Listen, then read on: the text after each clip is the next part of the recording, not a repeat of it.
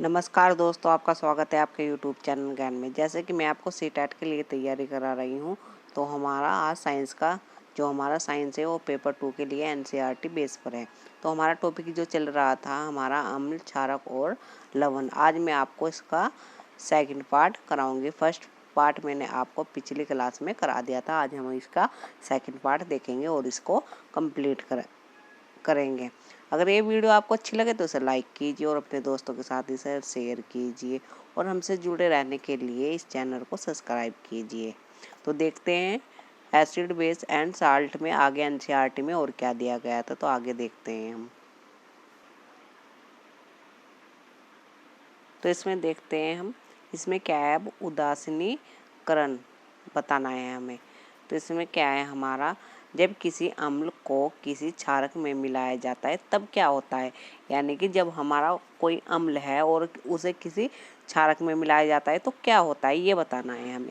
इसको समझने के लिए हम एक सूचक फिलोप्थेनीन का उपयोग करेंगे। यानी कि हम किसी प्रणाली के एक चौथे भाग को तनु हाइड्रोक्लोरिक अम्ल से भर लेंगे। यानी कि हमने कोई क्या ली, परखने ले ली और उसमें हमने क्या डाला, हाइड्रोक्लोरिक अम्ल डाला। तो उनका मतलब क्या है, यानी कि उसमें पानी ज़्यादा है और हमारा हाइड्रोक्लोरिक कम है। अब क्या होगा हमारा, अब फिलोप्थीन, विलयन और हाइड्रोक्लोरिक का रंग देखेंगे जो कि रंगहीन है। यानी कि जो हमारा ये फिलोप्थीन है ना, वो हाइड्रोक्लोरिक अम्ल है ना हमारा, तो इसका रंग क्या है, हमारा रंगहीन है। ये हमारा रंग क्या है, रंगहीन है। सूचक के दो दो बूंद अम्ल में मिलाइए। यानी कि जो हमारा अम्ल है ना उसमें क्या करना है हमें, सूचक यानी कि हमें हाइड्रोक्लोरिक की दो दो बूंद मिलानी है। आप देखेंगे कि रंग में कोई परिवर्तन नहीं आएगा। यानी कि हमने एक एक दो दो बूंद डाले ना, तो उसमें कोई भी उसके रंग में कोई भी परिवर्तन नहीं आना। यानी कि अम्ल प्लस सूचक, उसमें कोई परिवर्तन नहीं आया। अम्लीय विलयन में ड्रॉप से सोडियम हाइड्रोक्लोराइड की बूंदें डालें। तो अब क्या करेंगे, हम उसमें डालेंगे क्षारक। यानी कि सोडियम हाइड्रोक्लोराइड की बूंदें डालेंगे। अगर एक एक दो डालेंगे तो उसमें कोई फर्क नहीं पड़ेगा, उसकी बूंदें क्या हम बढ़ाते जाएंगे, यानी कि क्षारक की। तब तक प्रखनली को हिलाइए और सोडियम हाइड्रोक्लोराइड की बूंदें डालें जब तक रंग हल्का गुलाबी ना हो जाए। तो हमने क्षारक की कब तक बूंदें डाली, जब तक वो है हमारा हल्का गुलाबी नहीं हो गया है। यह स्पष्ट है कि जब विलयन क्षारक होता है तो फिलोप्थीन गुलाबी रंग देता है। यानी कि इससे क्या स्पष्ट होता है हमारा, जब हमारा क्षारक होता है यानी कि बेस होता है ना, तो जब क्या होता है हमारा फिलोप्थीन क्या हो जाता है, हमारा गुलाबी रंग देता है। और जब विलयन अम्लीय होता है तो यह रंगहीन रहता है। और जब हमारा क्या होता है, एसिड होता है, तो वो कैसा रहता है, रंगहीन रहता है। आगे देखते हैं और एनसीईआरटी में क्या बताया गया है। तो हमारा क्या है एनसीईआरटी में, तो इसमें है जब विलयन का रंग गुलाबी हो गया और फिर से उसमें तनु हाइड्रोक्लोरिक अम्ल की बूंदें डाले तो उसका रंग फिर से रंगहीन हो जाएगा। यानी कि हमने उसमें क्षारक बेस मिलाया था तो उसका रंग कैसा होगा था, उसका रंग हो गया था गुलाबी। और फिर हम उसमें क्या करें, हम एसिड मिलाए तो उसका रंग कैसा हो जाएगा, फिर से उसका रंग क्या हो जाएगा, रंगहीन हो जाएगा। लेकिन अगर फिलोप्थीन विलयन में समान मात्रा में अम्ल यानी कि एसिड और बेस मिलाया जाए तो रंग में कोई परिवर्तन नहीं होगा, क्योंकि दोनों एक दूसरे के प्रभाव को उदासीन कर देते हैं। यानी कि कहने का मतलब क्या है हमारा, अगर हम फिलोप्थीन में ना यानी कि एसिड की भी समान मात्रा हो हमारी, और क्या हमारे बेस की भी समान मात्रा हो, तो उसमें क्या होगा, यानी कि उसमें उसके रंग में कोई भी परिवर्तन नहीं होगा। क्यों नहीं होगा, क्योंकि वे दोनों एक दूसरे को क्या करते हैं, उदासीन कर देते हैं। अब क्या है, ऐसे विलयन की प्रकृति ना तो अम्लीय होती है और ना ही क्षारीय। यानी कि ऐसे विलयन की सोल्यूशन की प्रकृति ना तो एसिड होगी और ना ही बेस होगी। उदासीन अभिक्रिया में सदैव ऊष्मा निकलती है। जब उदासीन अभिक्रिया होती है तो उसमें क्या निकलती है, ऊष्मा निकलती है। इसी ऊष्मा से अभिक्रिया मिश्रण का ताप बढ़ जाता है। यानी कि जब यह अभिक्रिया होती है ना तो अभिक्रिया मिश्रण का ताप क्या होता है, बढ़ जाता है। उदासीन अभिक्रिया में नया पदार्थ निर्मित होता है तो लवण कहलाता है। यानी कि जो हमारा उदासीन अभिक्रिया है ना, अगर उसमें नया पदार्थ निर्मुक्त होता है यानी कि बनता है, निर्मित होता है, उदासीन अभिक्रिया में नया पदार्थ निर्मित होता है तो उसे क्या बोलते हैं? उसे बोलते हैं हम लवण यानी कि साल्ट। लवण उदासीन अम्लीय क्षारीय प्रकृति का होता है। जो हमारा लवण होता है ना वो क्या होता है? उदासीन अम्लीय क्षारीय और की प्रकृति का होता है, यानी कि तीनों प्रकृति का होता है। किसी अम्ल और किसी क्षारक के बीच होने वाली अभिक्रिया उदासीन कहलाती है। यानी कि अम्ल और क्षारक के बीच जो अभिक्रिया होती है ना उसे क्या कहते हैं? उदासीनीकरण कहलाती है।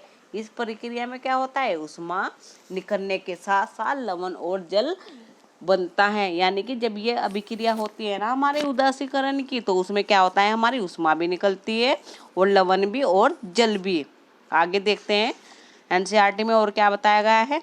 जैसे कि ये हमारा ये अभिक्रिया है हमारा, इसमें क्या हमने जब एसिड और बेस की रिएक्शन करवाई हमने तो हमारा क्या क्या निकला? क्या बना? हमारा लवण बना और जल। और क्या क्या निकली? हमारी ऊष्मा भी निर्मुक्त हुई। यानी कि एसिड और बेस से रिएक्शन कराने पर वह लवण भी देता है और जल भी और ऊष्मा भी निकलती है। जैसे निम्नलिखित अभिक्रिया, जैसे क्या है हमारा हाइड्रोक्लोरिक अम्ल है और सोडियम हाइड्रोक्लोरिक है, इनकी रिएक्शन करवाई हमने तो हमारा क्या बनता है? हमारा बनता है सोडियम क्लोराइड और प्लस जल और प्लस क्या होता है? हमारा ऊष्मा भी देता है। यानी कि हमने क्या करा इसमें? हाइड्रोक्लोरिक अम्ल और सोडियम हाइड्रोक्लोरिक, यानी कि ये हमारा क्या है? ये हमारा है एसिड। ये क्या है? हमारा एसिड। और ये क्या है हमारा? ये हमारा बेस। और इसकी रिएक्शन कराने पर हमें क्या मिला? सोडियम क्लोराइड यानी कि लवण मिला हमें और क्या हुआ? हमारा जल भी मिला हमें और ऊष्मा भी निर्मुक्त हुई। आगे देखते हैं और एनसीईआरटी में क्या बताया गया है।